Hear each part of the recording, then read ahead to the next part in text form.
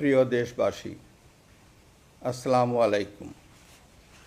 আপনারা জানেন প্রধানমন্ত্রী শেখ হাসিনা রাষ্ট্রপতির কাছে পদত্যাগপত্র জমা দিয়েছেন এবং আমি তা গ্রহণ করেছি। প্রধানমন্ত্রীর পদত্যাগ ও বৈষম্য বিরোধী ছাত্র আন্দোলনে সৃষ্ট পরিস্থিতিতে বঙ্গভবনে ৩ বাহিনীর প্রধান এবং বিভিন্ন রাজনৈতিক দলের নেতৃবৃন্দ, সুশীল সমাজের প্রতিনিধি ও বৈষম্য বিরোধী ছাত্র আন্দোলনের কয়েকজন সমন্বয়কদের সাথে আলোচনা হয়। শুরুতেই সেনাপ্রধান বিরাজমান সার্বিক পরিস্থিতি ও রাজনৈতিক দলগুলোর সাথে তার আলোচনা সম্পর্কে আমাকে অবহিত করেন। রাজনৈতিক নেতৃবৃন্দও এ সময় তাদের বক্তব্য তুলে ধরেন। সভায় বৈষম্য বিরোধী ছাত্র আন্দোলনের নিহত শহীদদের স্মরণে শোক প্রস্তাব গৃহীত হয়। এছাড়া জরুরি ভিত্তিতে একটি অন্তর্বর্তীকালীন সরকার গঠনের সিদ্ধান্ত নেওয়া হয়। সকল দল ও অংশীজনদের সাথে আলোচনা করে গঠিত অন্তর্বর্তীকালীন সরকার যত দ্রুত সম্ভব নির্বাচনের ব্যবস্থা করবে। বৈষম্য বিরোধী ছাত্র আন্দোলন ও বিভিন্ন মিথ্যা মামলায় আটকসহ সকল বন্দীদের মুক্তি দেওয়া হবে।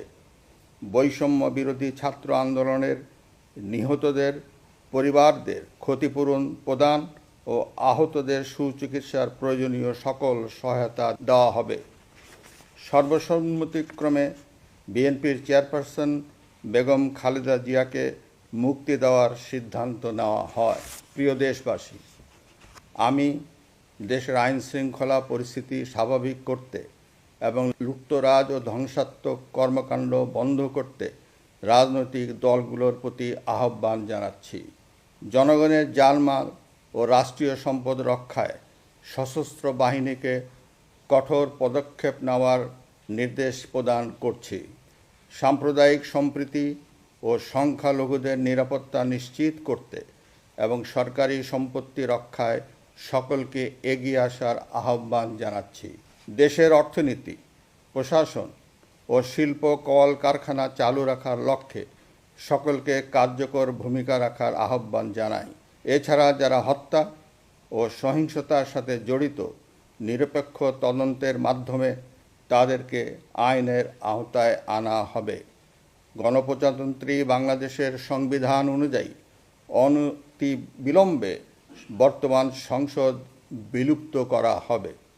দেশের সকল অফিস আদালত স্বাভাবিকভাবেই চলবে। প্রিয় দেশবাসী, আসুন আমরা দেশকে বাঁচাতে একযোগে কাজ করি।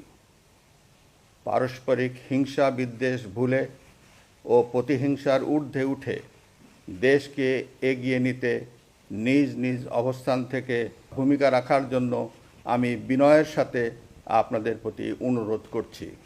একটি সুন্দর ও সোনালী ভবিষ্যতের প্রত্যাশায় আমরা এগিয়ে যাব ইনশাআল্লাহ।